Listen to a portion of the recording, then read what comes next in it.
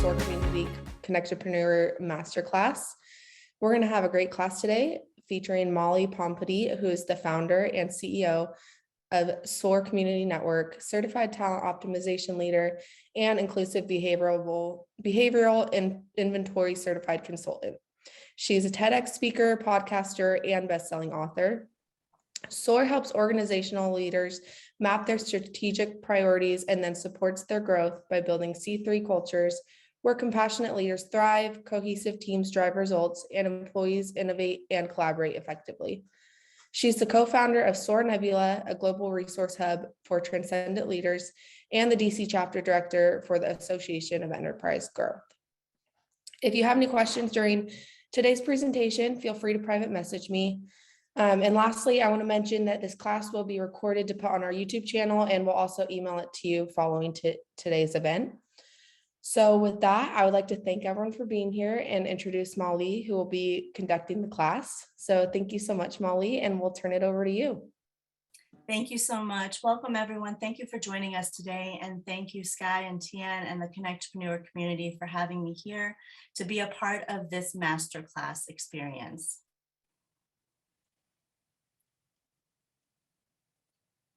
During this program, please feel free to ask any questions in the chat or share your thoughts along the way. This is a positive, supportive space for everyone to learn and connect and grow. We have a lot to cover today, and we are going to share with you what's in store. We'll cover the 4 quadrants in the world of work. We will touch upon the behavioral science and learn that there are motivating drivers that impact the way that we lead, interact with others, communicate, and perform. We will provide you with a sneak peek of your own behavioral reference profiles that will give you a better insight into your leadership style. And we'll cover some key considerations when designing cohesive, high-performing teams to help with collaboration, engagement, and retention. Let me go ahead and give you a little bit of background here. I am the founder and CEO of the SOAR Community Network. This is our leadership team. Victor Cornazario is my business partner, COO, and life partner. We, along with our team of experts, have been serving professional services companies, government agencies, government contractors, as well as nonprofit organizations since 2011. So for more than a decade, our firm has worked with hundreds of organizational leaders and executive teams to map their strategic priorities, design their people strategies, and consult with their internal teams to build and maintain compassionate, cohesive, collaborative cultures, what we call C3 cultures.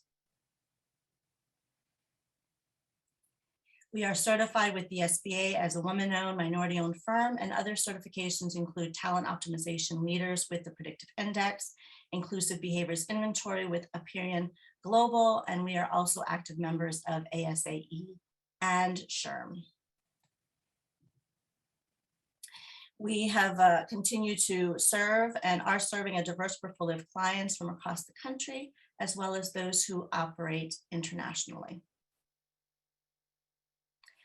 Now that you have a little bit more information about our professional background, got the credentials out of the way, let's go ahead and dive into the masterclass. So what's happening in the workforce today, and why are employees quitting in record numbers? According to the Work Institute's 2021 annual retention report, these are the 5 top preventable reasons why employees are quitting. It's the type of work. Employees do not feel that the work that they're doing are really aligned with their natural abilities, talents, and experiences, and it's the lack of growth and development opportunities. They are also concerned about work-life imbalances and burnout. 66% of employees who are resigning, it's caused by an offer by another firm that allows them to have more flexible working schedules that improve their lifestyle. Manager behavior and interpersonal relationships.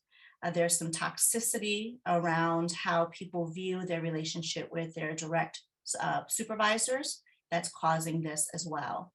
And also not feeling valued, not getting the proper credit or rewards, or being not acknowledged for what they do bring to the table. Not feeling that their feedback when they give it is actually creating any type of change. And then also environment and culture, just the overall employee experience. They are concerned that the core values of the company really don't align with their own core values. So that is just kind of a brief summary of what's happening based on these different surveys and reports out there. I'm going to have Sky put in the chat 2 reports so that you can have a look at all of these different statistics. The one is from the Work Institute that I just mentioned earlier, and the other is the State of Talent Optimization report that was provided by the Predictive Index. So those 2 links will be provided in the chat. Make sure that you click on it and download that so you can get more information and insights as needed. For this particular masterclass, we're going to focus on how do we increase employee retention. The key points to consider: creating better workplace conditions, developing more compassionate leaders who can communicate effectively, identify unique strengths and know each other's zone of genius to put the right people in the right seats, and provide ongoing opportunities for all employees at every level to learn and grow, and not just in skill, but also through personal and leadership development opportunities. Today, we will be discussing ways to help you and your executive team avoid some of the great resignation, and in government agencies, the great early retirement challenges that we are facing today. How do we get better at designing teams and cultures where the right people are in the right seats for the right roles and responsibilities, and meeting those strategic priorities of today, and yet still have the tools and the methodology that will allow room to be flexible and agile for us to make pivots and sometimes hard and fast turns as strategic priorities change. Today's class will provide some ideas on just how to do that.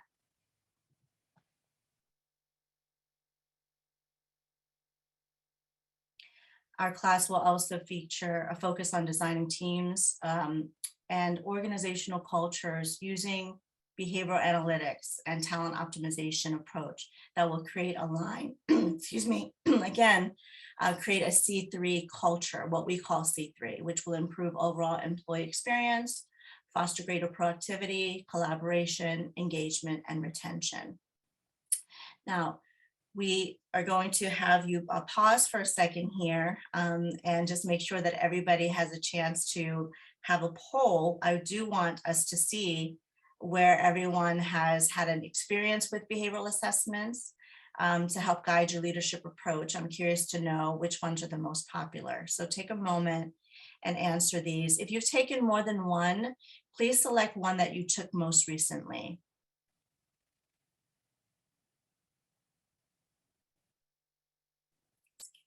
Let's give it like 60 seconds, Guy. Sounds great. And I'll put up the results to see the most popular after the poll is done. Great.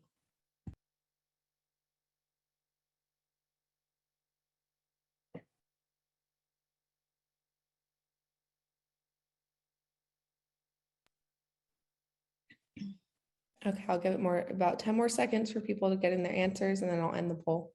Okay, great.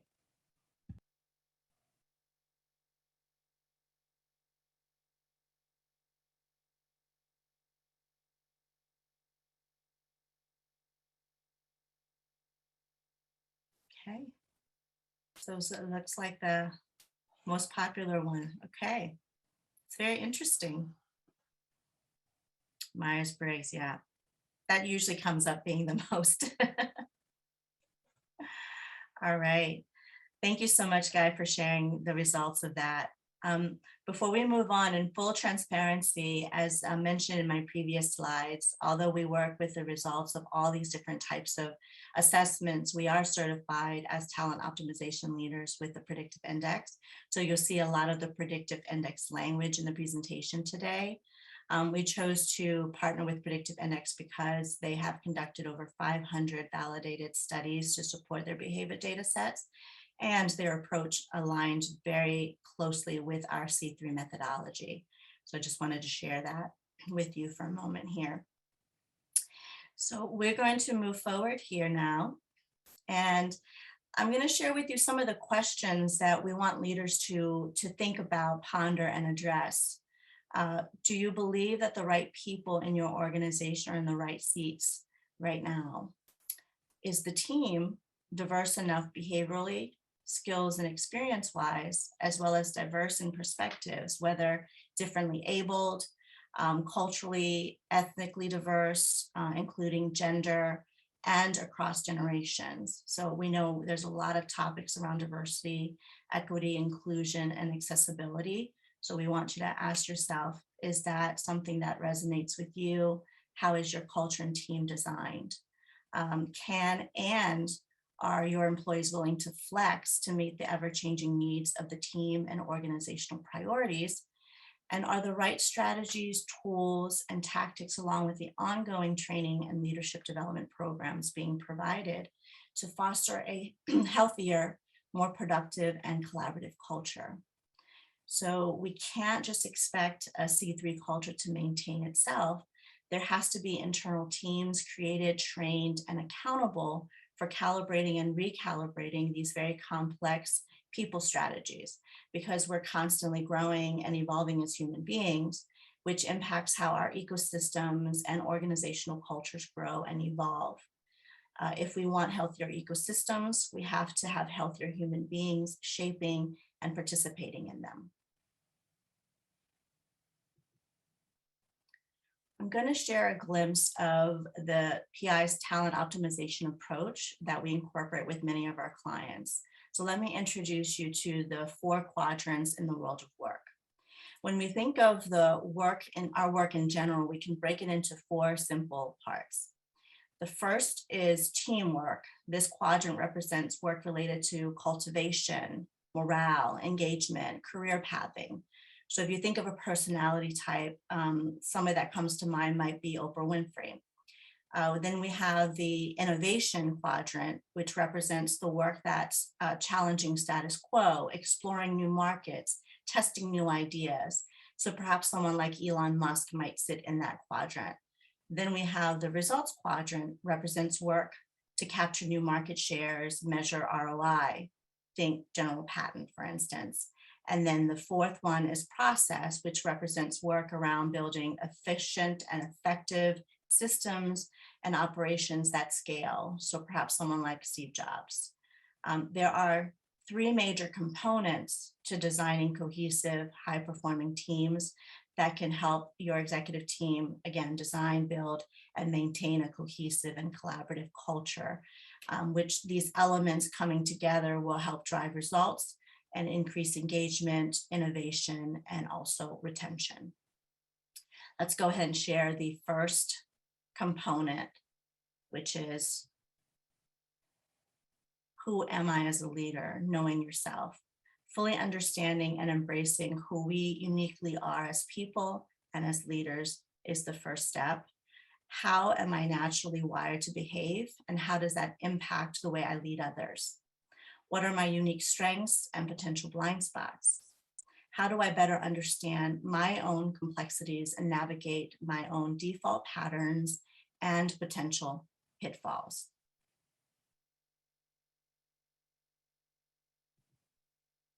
Let's have a closer look at how behavioral insights can help us design team dynamics, engage our people, and retain them. Where the leader lands here in this graph is based on my COO, Victor's behavioral assessment. Where he is most comfortable in the world of work, let's see. Victor loves innovation and breaking the status quo, but also loves to get results and make sure things are done right.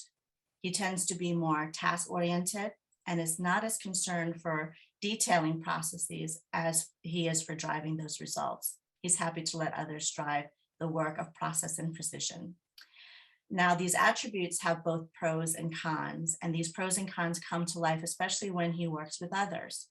This leads us to reiterating our point of using trusted data to inform your leadership decisions, to design these cohesive teams.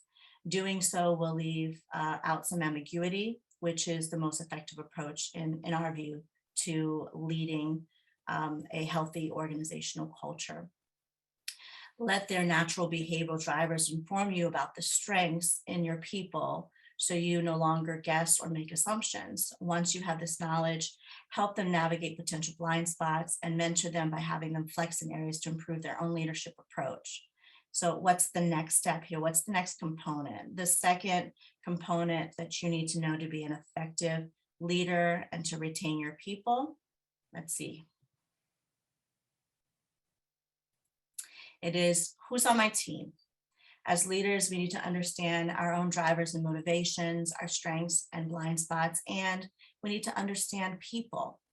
When we don't understand the dynamics of our teams, it creates misunderstanding, unhealthy tensions, all of which impacts relationships, the organizational culture, and the business results. Understanding how to navigate and lead a given team is a core component of an effective leader's job. Here are some lists of questions to think about when considering your team members and your colleagues.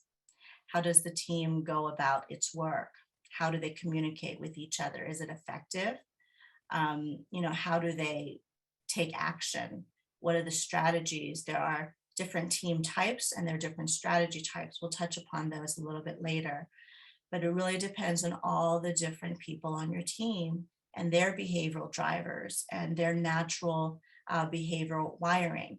This all comes at play and creates a team dynamic, and it actually also shapes your team type. Here in this slide, this is me circled in blue. Notice that I am the opposite of my COO in terms of work styles. We have shared values, yet different in approach. He likes things to move fast and do things in a very specific way.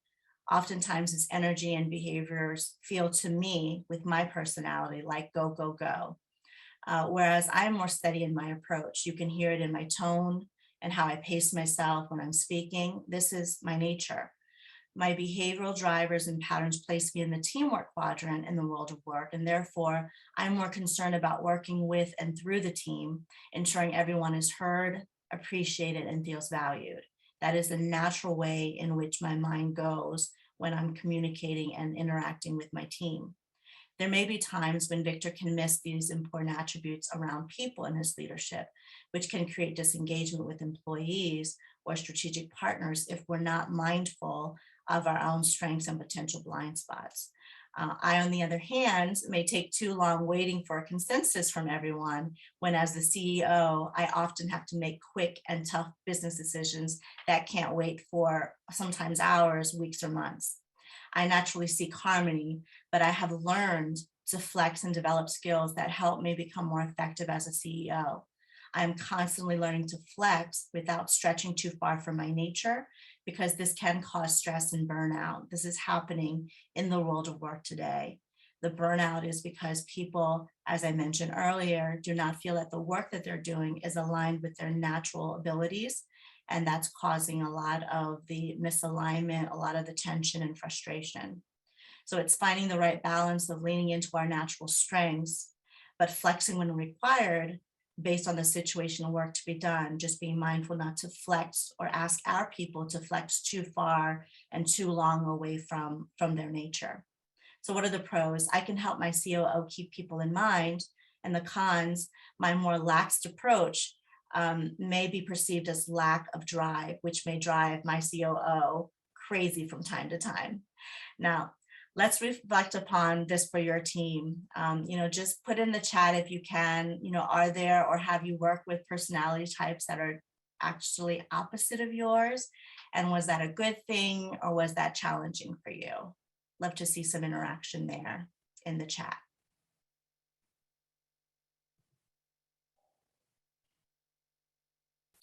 Okay, so for this slide here, just making sure that you're seeing the same thing and I'm seeing. Great. Okay. So for this slide here, the team member that you're seeing in circle, this is a person who is very process oriented. To Victor, he may or she may feel at times that this team member bogs down the process. Victor cares about the details and minutia, but also wants to see those results more. The pros, this team member could help both of us in areas where we are not so strong. And the cons, Victor may see them as a blocker to progress, and I may be too lenient by cultivating too much and enabling certain behaviors and not setting the right expectations for this particular team member. Then there are others who are just like my COO, two peas in a pod. The pros, they think alike and they work very, very much the same way. But the con is that they can knock heads and often talk past each other because they are so similar. Are these dynamics playing out every day in the workplace? Absolutely. Our awareness as leaders and managers, or lack thereof of our awareness pertaining to these team dynamics, are impacting the ability for us to lead and impacting the ability for our people to drive those results.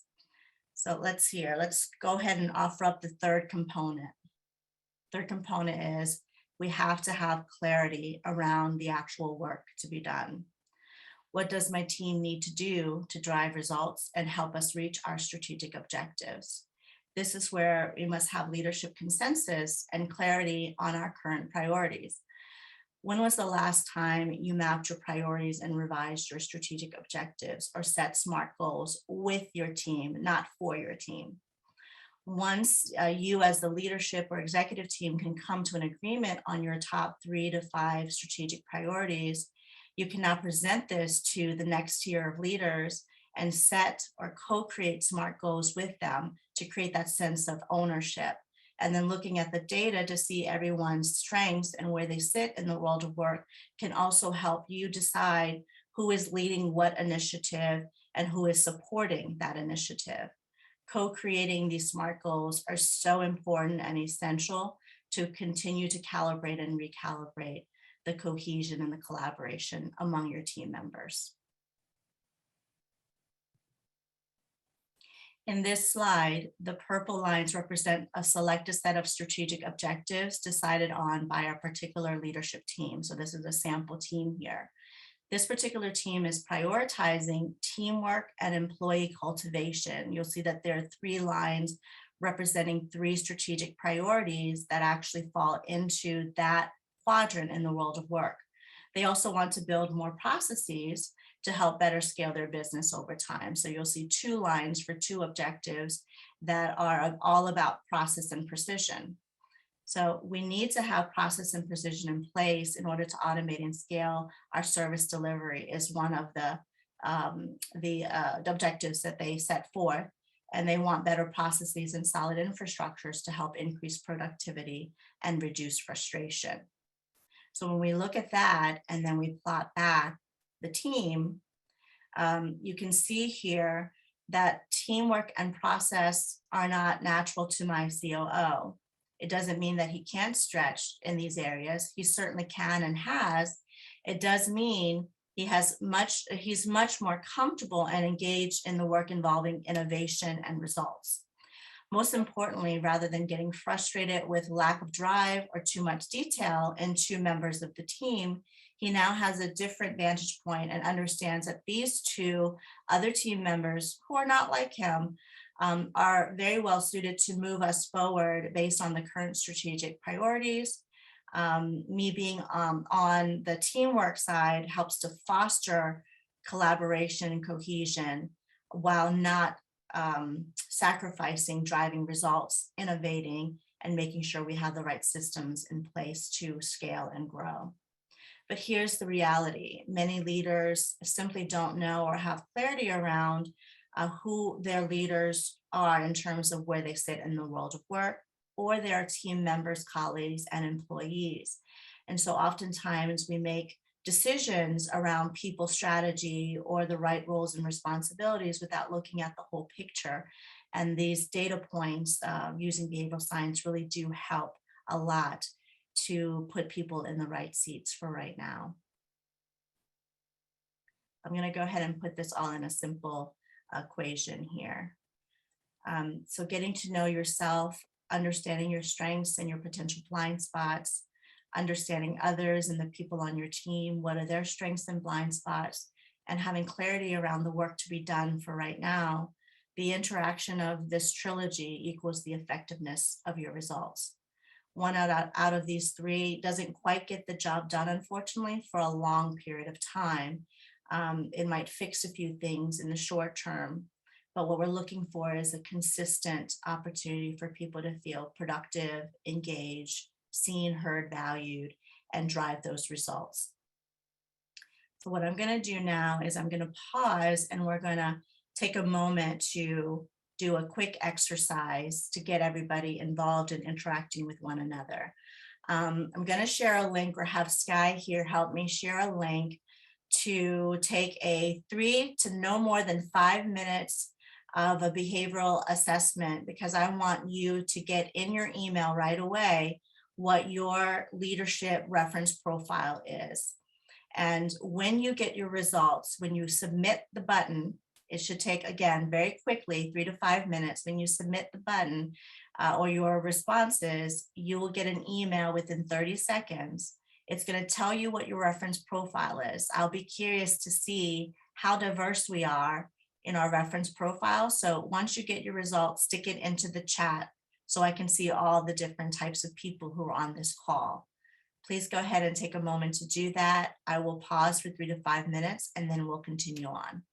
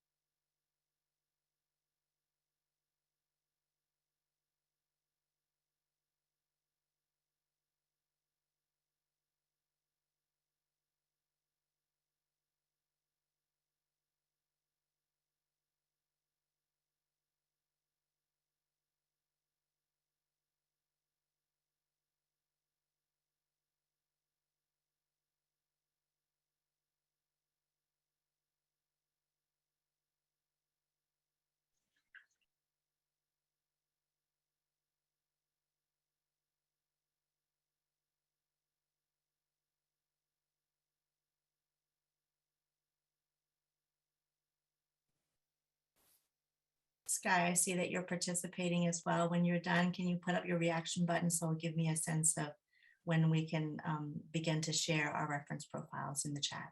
Yeah, of course. Thank you.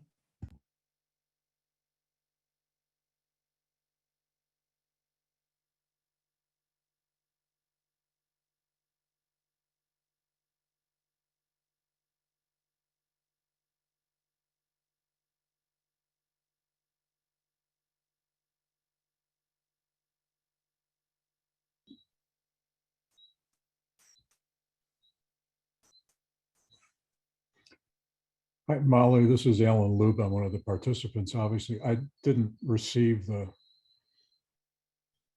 document to review, or is there a way you could resend it? Or I will put it in the chat again for you. thank you. Yeah, no problem.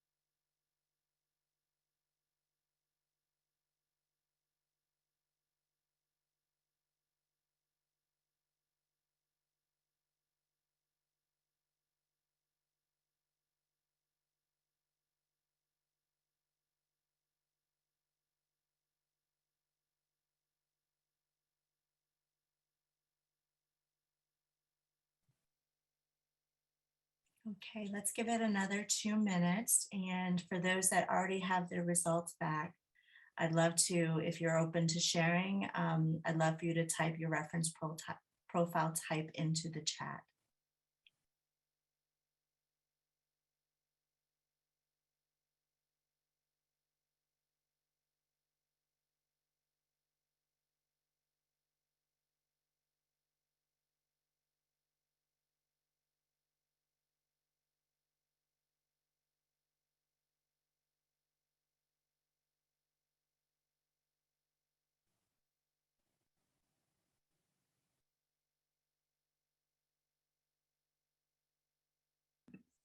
Molly, does the email say the type that you are?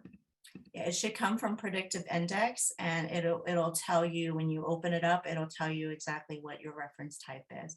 And I'm going to put something up on the screen now so that you can see where you fall categorically based on your reference profile types. Okay, I got an email that said, thank you for completing it, and it didn't say anything about the type, but I don't know if that's just me, so I don't want to say that for other people in case. Oh, okay. I might, I have to check that and make sure that that's not the issue. Is anybody else Uh, experiencing the same thing? yes, same here. I also just got the thanks for participating. No results. Okay, so I will Yeah, have to same make here. sure we check that. Okay, well, let's Same move here. forward though. I will make sure that you all get your results. I don't know what glitch happened there, but we'll get that fixed and send it out to you. What we can do is take a look here. Depending on your responses, again, I'll forward it to everybody. I will go back into the system and make sure that I didn't do anything on my end that didn't allow you to get your reference profiles. Because we customized the link. So maybe that was the little thing we did, Sky, that caused that glitch. Yeah, no problem at all. We have lots of good stuff coming, so it's Yes, no no. problem. In any event, when you get your reference profile, I will also send along this particular slide, and we can give you copies of this this class, the slide here, because it'll help you understand based on the results that you took, where do you fall? What type of profile or what type of personality or patterns do you have? Are you more analytical? Are you a stabilizing profile? Are you a social profile? These and persistent profile. So let's take a few seconds here to have a look at this. And then what I'm going to do is we're going to have you, let me go back so you can see that again. We're going to have a quick breakout discussion. And what I'm going to ask you all to do is think about the times in your career where you've worked on what you would consider to be a dream team with different personalities, with different dynamics. And I want you to discuss among each other. We're going to put you in groups of 4 to 5, and we're going to give you 10 minutes to share in your experience when you've had these different personalities, and whether you use tool sets to know what the different personalities are or whether you had to guess what they were. When in your career have you had a dream team, and what components, what qualifies them as a dream team? What adjectives come to mind when you think of a dream team? And then we'll bring you back and we'll share some ideas. We'll get some folks to kind of raise your hand and share with us what makes a dream team and how can we create that for all these different organizations that are experiencing low retention or people leaving and dissatisfied. So Sky, I know you're getting that prepared. Let me know when you're ready, and we can go ahead and send you all off into your breakout rooms for 10 minutes. I will see on the back end what's happening with the behavioral reference profiles not getting to you. And then we'll come back and do a quick share before we close out with some key takeaways and some practical ways for you to start to implement some things for your own team. Let me know when we're ready, Sky, for that. Yeah, we're ready. They should be able to join rooms now. Okay, great. Talk about your dream team concept and then come back in 10 minutes to share it with us. Have fun.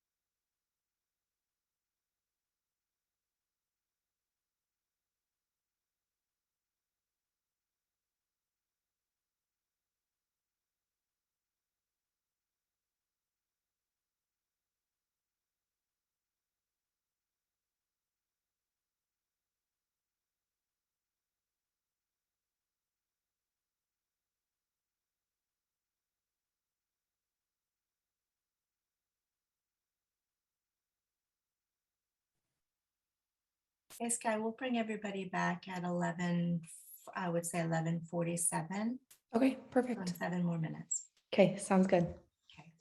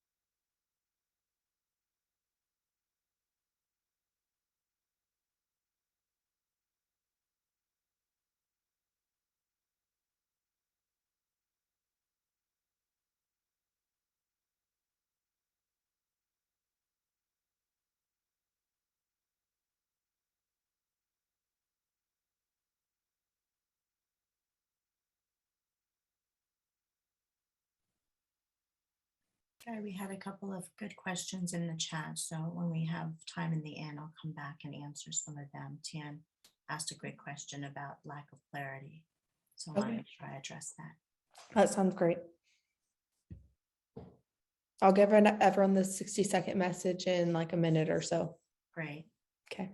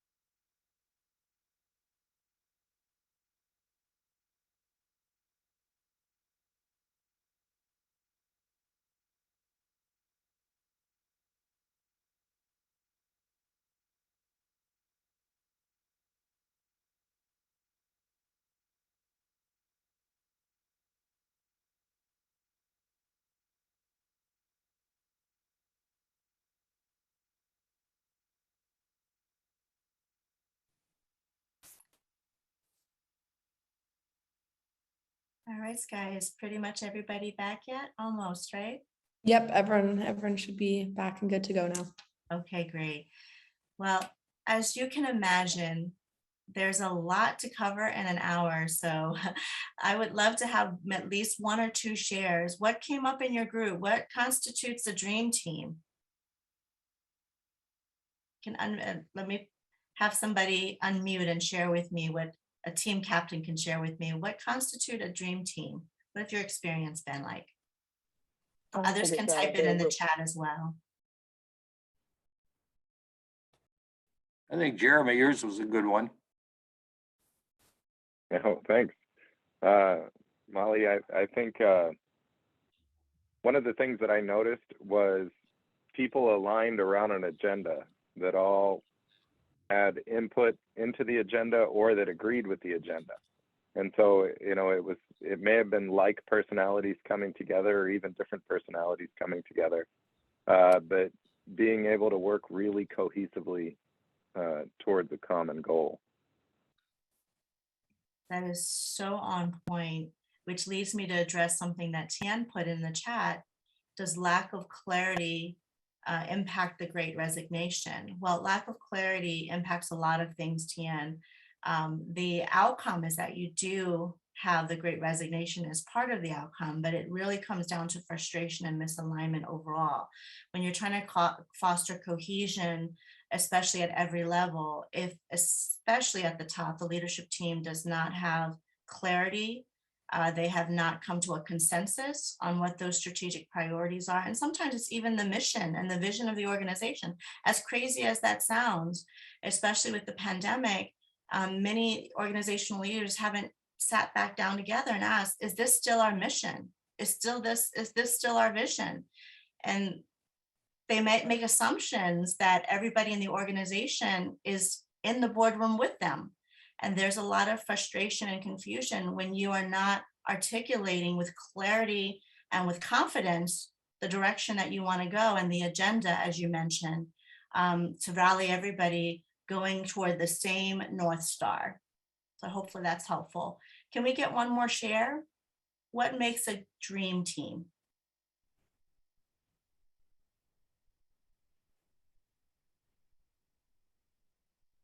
I really can't see the host. Hi. Hello. Can I chime in here? Please.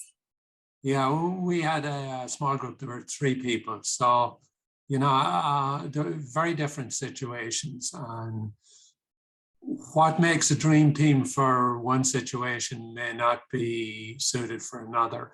You know, we had one gentleman who was trying to run a business in Rangoon in Myanmar. So another gentleman from Toronto who was involved in a real estate business. The business in Myanmar was a technology business.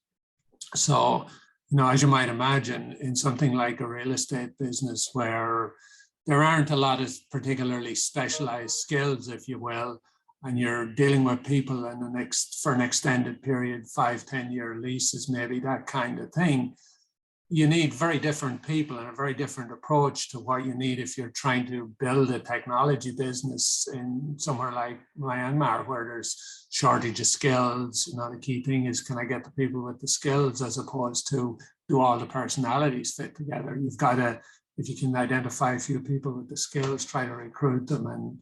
And you as the person nominally in charge, your obligation or your primary responsibility is to sort of try to make it all fit. Absolutely.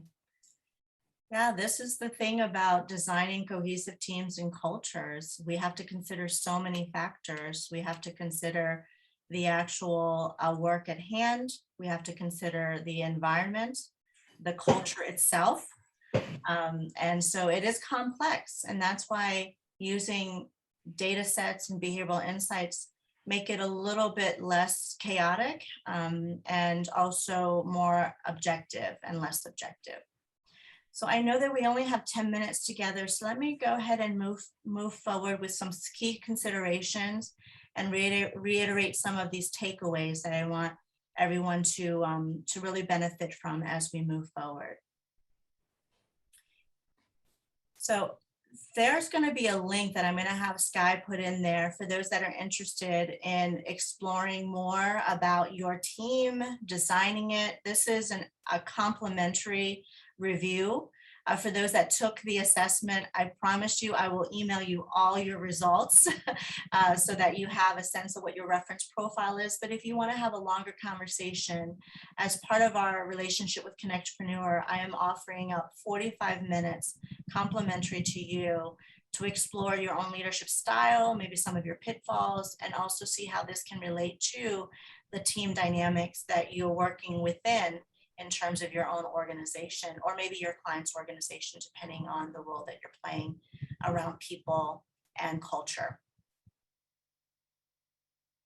Some of the things that we will be reviewing is helping you see your patterns. I'm sharing my patterns here, being transparent and sharing with you my motivations and my drivers based on my personality profile. We'll also be able to share with you a better understanding of your team. Where does everybody sit? What is your team type? What are the strengths? What are the potential blind spots of that particular team? So please take advantage of the complimentary session, because if you've taken the assessment, then I can kind of be a little bit more specific to your needs and help walk through your unique benefit of strengths and potential blind spots for the team. This is something to be mindful of. There are many different types of teams, 9 in particular types of teams. So depending on where everybody sits in your organization, this is going to be interesting to identify, well, what is my team type? Do I have an exploring team? Whether it's a small team and it's just your executive team that you want to look at, or whether it's a larger organization looking at unique business units and how they're mapped in terms of their team type. So I want to make sure that you see that this is a layered approach. There's a lot of complexities to help understand people and teams. And then there's also strategy types. There are different types of strategies. So depending on your strategic priorities right now, we would map those objectives to the people on your team and help you determine what strategy type makes the most sense for you to drive results. It's not black and white. The strategy type might change depending on who sits on the team. So please let me know if you have any questions about that, but we can talk about that in our time in our session together. As we close out, a couple of things to really have you consider. It is imperative to include a robust and long-term approach to your people and culture strategies, especially when you're putting together your strategic plan. Your strategic priorities change over time. Sometimes they change faster. Sometimes you can sit with the strategic plan for a few years. As COVID has proven to us, strategic priorities shifted every 3 months. So that is something that we have to be mindful of. With strategic priorities shifting, you have to adjust your team and your people to those initiatives. And then know that the culture change is a long process.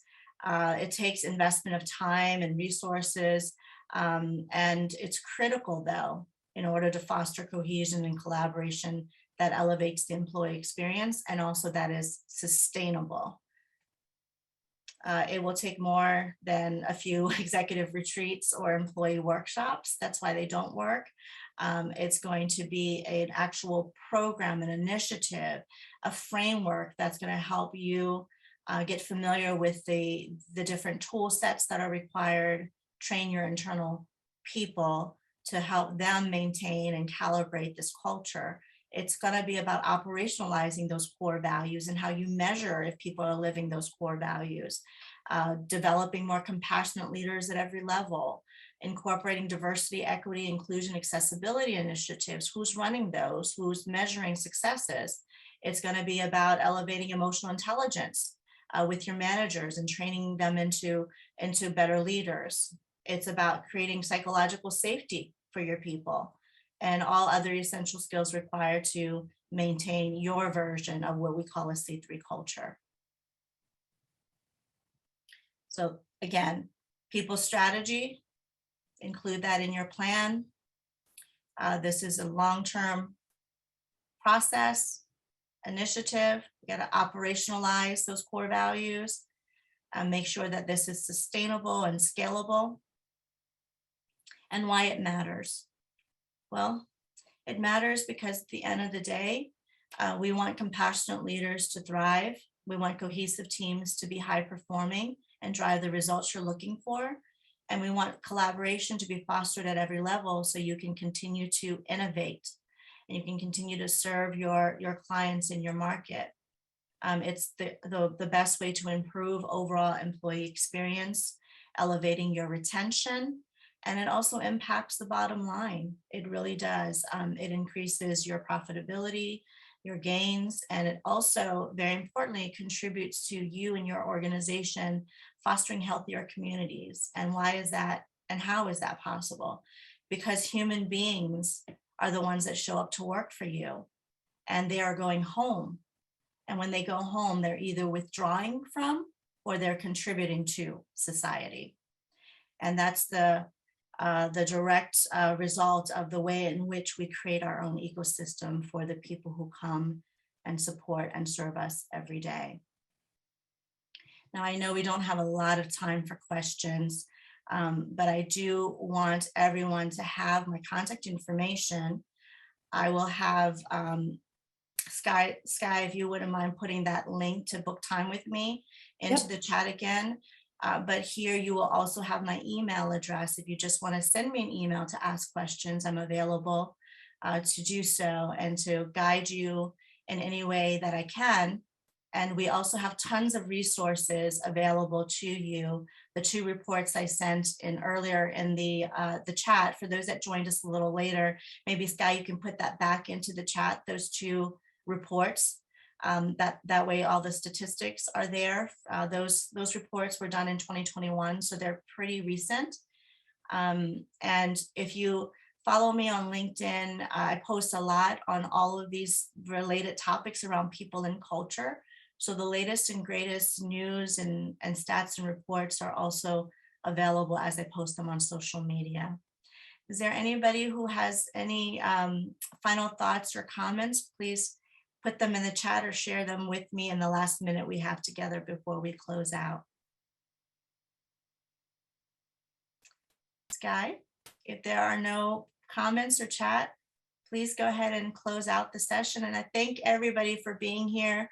Usually these courses and this training is hours and hours. I know that I went really fast and stayed very high level.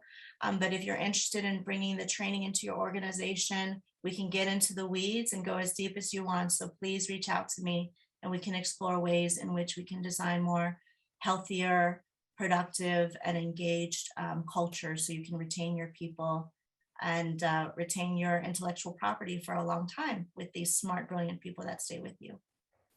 Thank you so much, Molly. That was a great class. And I encourage everyone to sign up for a time to meet with Molly, as she is great, as you can tell from this masterclass. So we want to thank everyone for being here today. And with that, we will stop the recording and end the session.